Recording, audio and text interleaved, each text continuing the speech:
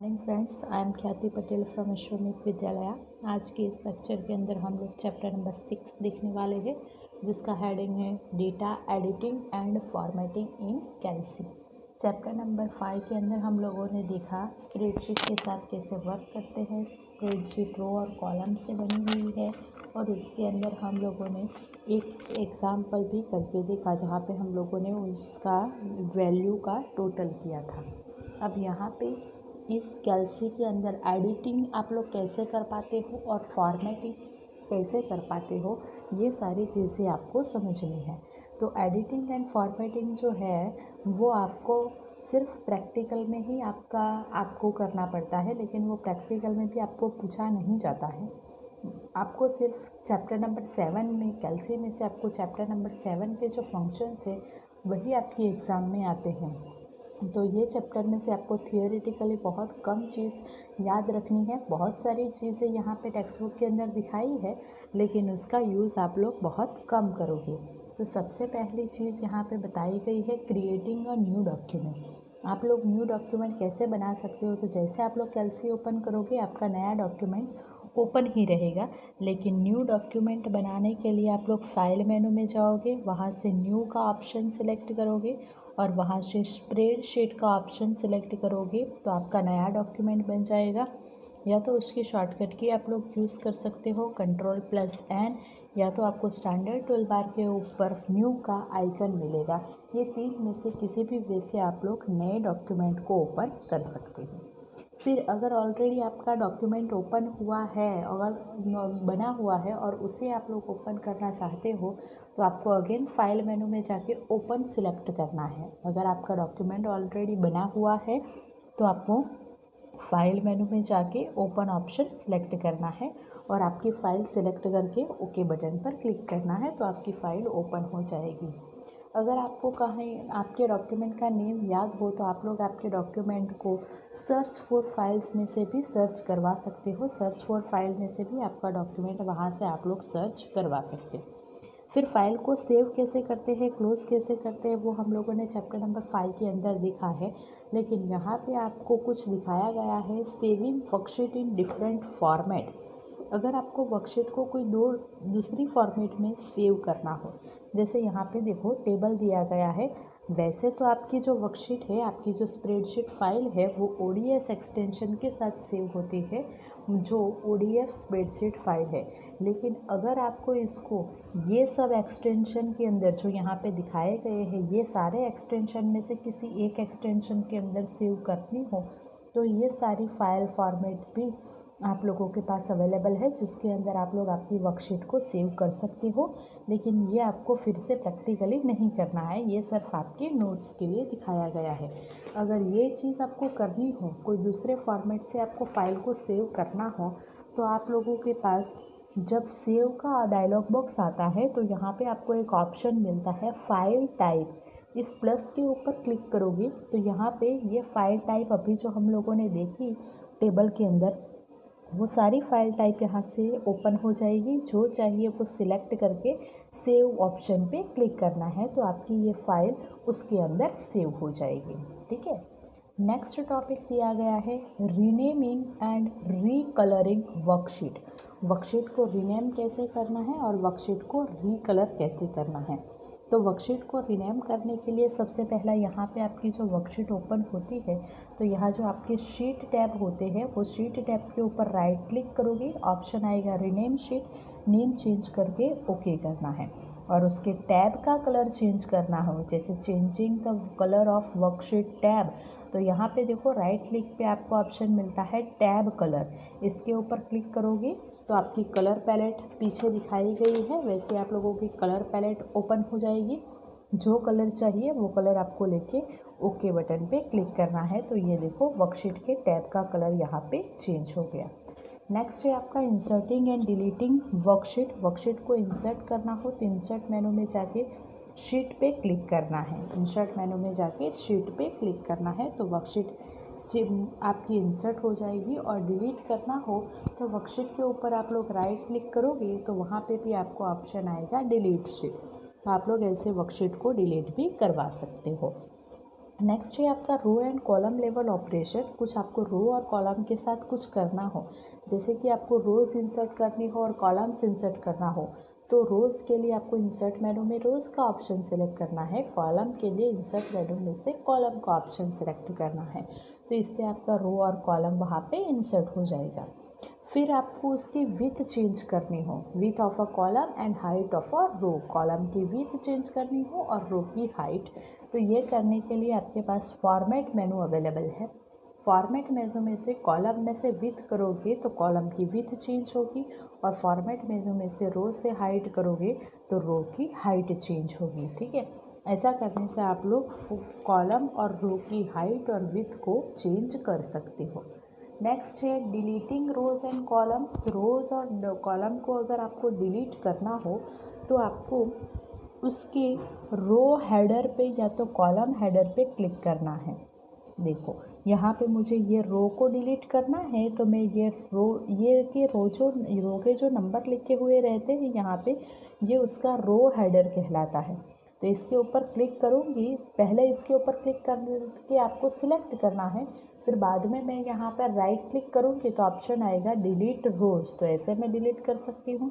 Same way मुझे column को delete करना है तो मैं क्या करूँगी, तो यहाँ पे जो कॉलम हेडर होगा, देखो ये CDE लिखा है, ये कॉलम हेडर है, तो इसके ऊपर क्लिक करूँगी राइट क्लिक, तो ऑप्शन आएगा डिलीट कॉलम। तो ऐसे मेरी कॉलम भी वहाँ से डिलीट हो जाएगी। ठीक है, नेक्स्ट है, ये आपको याद रखना है कि नेक्स्ट है सिलेक्टिंग रोज़ एंड कॉलम्स। अगर आपको पूरी रो को सिलेक्ट करना हो और पूरी कॉलम को आपको सिलेक्ट करना हो तो आपको to select entire row, to select entire row, पूरी रो को सिलेक्ट करना हो तो आपको click on row header.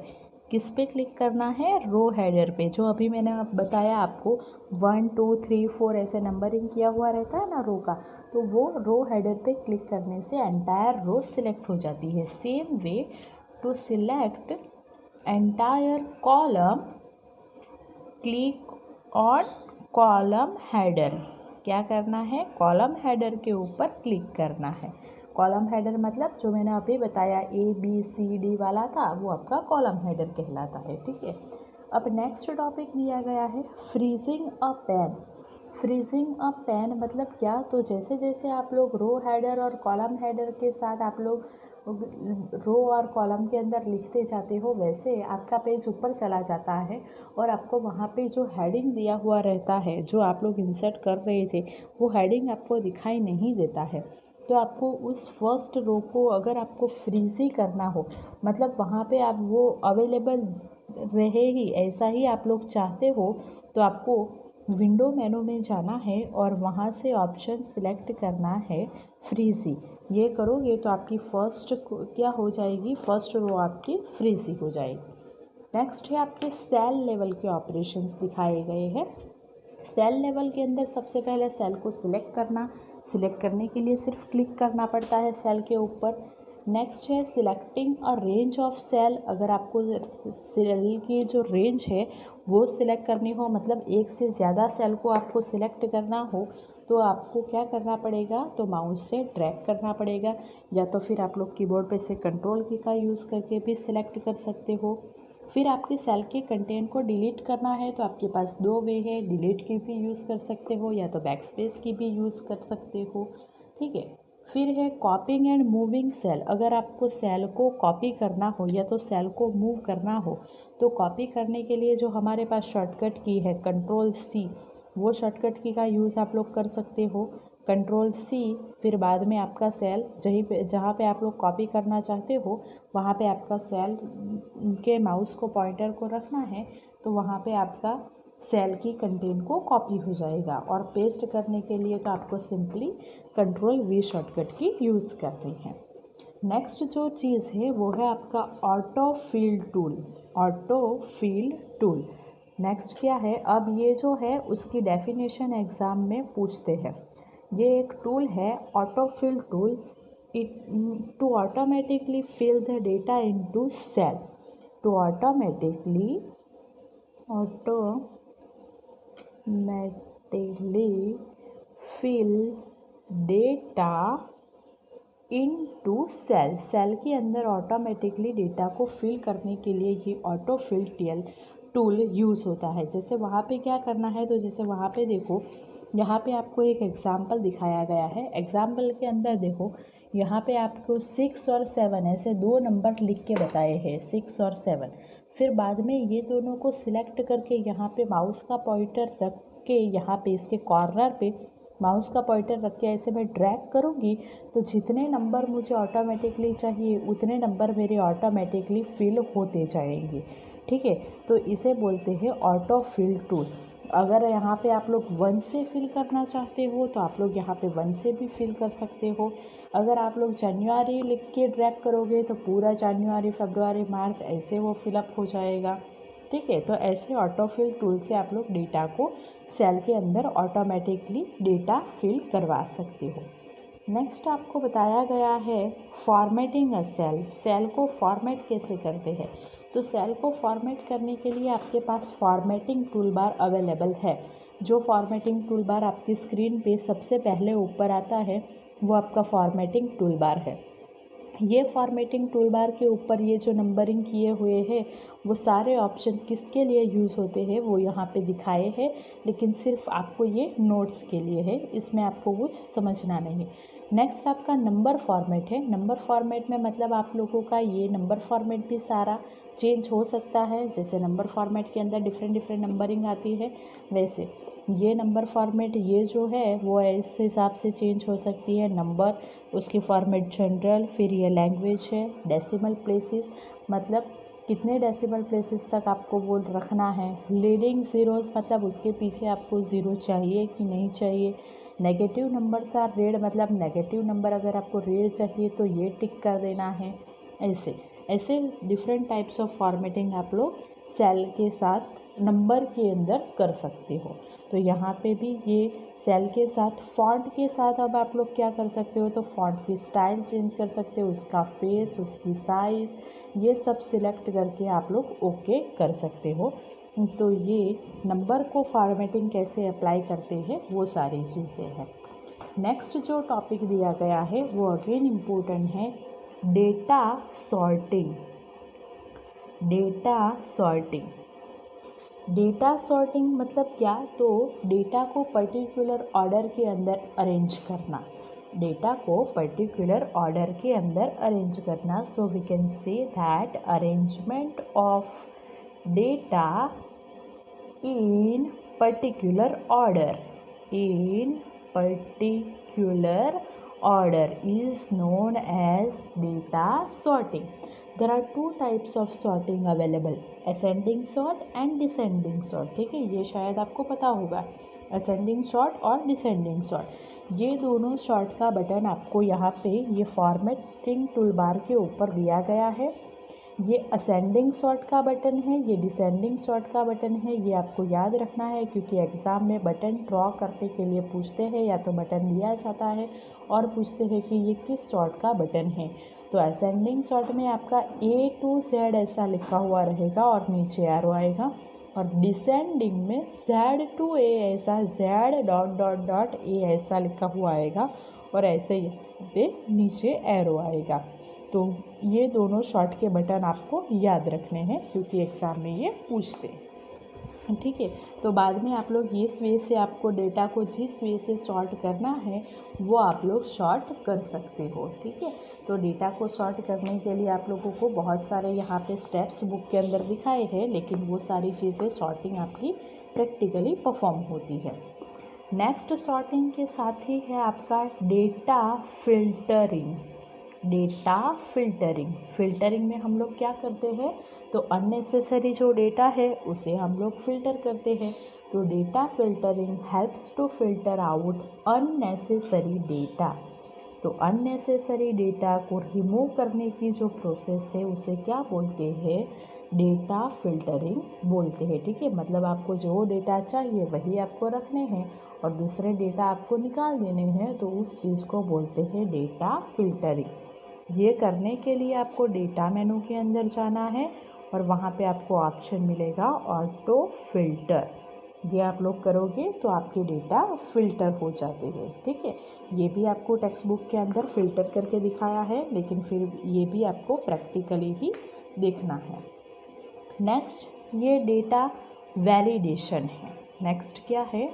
Data validation. यहाँ पे वैलिडेशन का मतलब क्या है? तो यहाँ पे वैलिडेशन मतलब यूज़र सिर्फ वैलिड डेटा एंटर कर सके ऐसा होना चाहिए, उस चीज़ को डेटा वैलिडेशन बोलते हैं। मतलब to avoid errors in entering data we use data validation. ठीक है, एरर डेटा एंटरिंग के अंदर ना हो, इसे अवॉइड करने के लिए हम लोग डेटा वैलिडेशंस यूज़ करते हैं। ठीक है, तो यहाँ पे आपके जो डेटा वैलिडेशंस है वो डेटा वैलिडेशन करने के लिए आपको डेटा मेनू में जाना है और अब वहाँ पे आपको वैलिडिटी ऑप्शन सिलेक्ट करना है। तो इसकी डेफिनेशन अगर आप लोग बोलोगे, data validation it is a mechanism to allow only valid data. इसके अंदर आप लोग सिर्फ वैलिड डेटा एंटर कर सके हो, ऐसा मैकेनिज्म प्रोवाइड होता है जिसे डेटा वैलिडेशन बोलते हैं। ठीक है, नेक्स्ट है आपके अदर ऑपरेशंस इन कैलसी।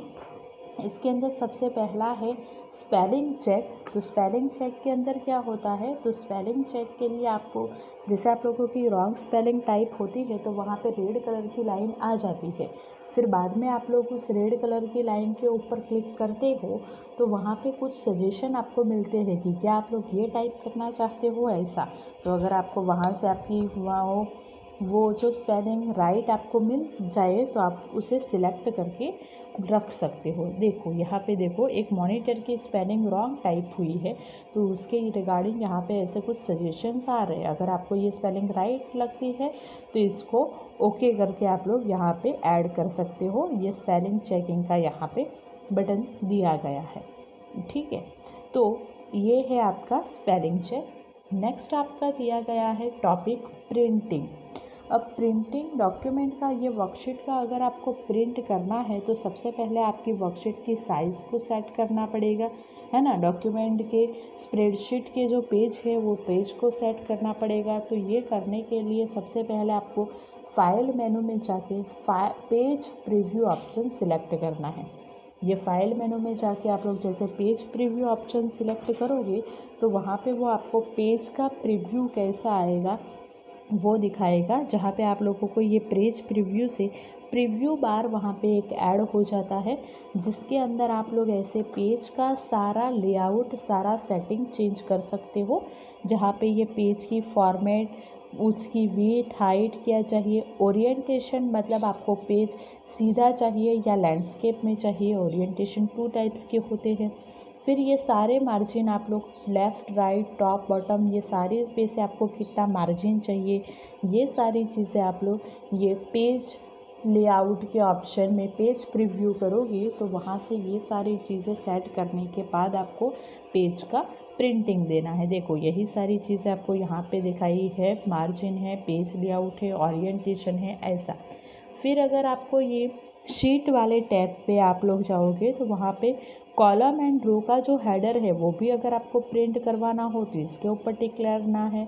अगर आपको प्रिंटिंग में बीच में ग्रिड भी चाहिए, जैसे एक्सेल में ग्रिड आती है रो और कॉलम के जैसे, वैसे ही ग्रिड चाहिए तो अगेन आपको यहाँ पे ये ग्रिड के ऊपर टिक करना है। ठीक है, तो ऐसा सब कुछ सेटिंग करने के बाद आपको आपका पेज का प्रिंटिंग करना है। तो यहाँ पे ये सब कुछ सेटिंग आप लोग कर लोगे तो बाद में वो कैसा दिखेगा वो यहाँ पे प्रीव्यू के अंदर दिखाया गया है। ये देखो, ये मैंने सारी बॉर्डर्स भी सेट कर ली कि मुझे उसकी आउटसाइड पे कैसी बॉर्डर चाहिए, कितना मार्जिन चाहिए, ऐसा सिलेक्ट करोगे तो यहाँ पे नीचे आपको वो प्रीव्यू दिखाएगा। फिर नेक्स्ट है मॉडिफाइंग पेज ब्रेक, मतलब to see and modify page break. ये पेज ब्रेक को मॉडिफाई करने के लिए आपको व्यू मेनू में पेज ब्रेक प्रीव्यू करना है। क्या करना है? व्यू मेनू में जाके पेज ब्रेक प्रीव्यू। ठीक है, तो इसमें आपका लेआउट जो होगा वो लेआउट आपका पेज ब्रेक नहीं करेगा। फिर हेडर एंड फुटर अगर आपको कुछ डालना है, मतलब पेज के ऊपर कुछ आपको चाहिए, पेज के नीचे कुछ चाहिए, तो आप लोग हेडर एंड फुटर भी वहाँ पे डाल सकते हो। तो हेडर एंड फुटर डालने के लिए आपको ये वाले डायलॉग बॉक्स के ऊपर हेडर का जो ऑप्शन है, हेडर का जो टैब है उसके अंदर जाना है। उसके अंदर आप लोगों को जो हेडर देना है वो हेडर एरिया यहाँ पे आप लोगों को लिख लेना है। अगर लेफ़्ट एरिया में करोगे तो हेडर लेफ़्ट पे आएगा, सेंटर एरिया में करोगे हेडर सेंटर में आएगा, और राइट एरिया में करोगे तो हेडर राइट एरिया में आएगा। इसमें से जो चाहिए वो सिलेक्ट करके आपको ओके करना है, ठीक है। और इस चैप्टर का लास्ट टॉपिक है गेटिंग हेल्प। अगर कैल्सी के रिगार्डिंग किसी भी फंक्शन के बारे में या तो किसी स्क्रीन के बारे में कुछ भी किसी के भी बारे में अगर आपको हेल्प चाहिए तो आपको हेल्प मेनू में जाना है और वहाँ से openoffice.org हेल्प का जो ऑप्शन है वो सिलेक्ट करना है, या तो उसकी शॉर्टकट की क्या है F1, ठीक है। तो ये हेल्प के लिए जो दो चीज़ है वो आपको याद रखनी है। हेल्प के लिए सबसे पहली चीज़ आपको किस में जाना है, openoffice.org हेल्प ऑप्शन में जाना है, या तो उसकी शॉर्टकट की क्या है F1 शॉर्टकट की आपको यूज़ करनी है। तो आपको कैल्सी के रिगार्डिंग जो भी हेल्प चाहिए वो सारी हेल्प आपको यहाँ पे मिल जाएगी, ठीक है। तो इतना चैप्टर आपका चैप्टर नंबर 6 के अंदर इतना कंटेंट आपको दिखाया गया है।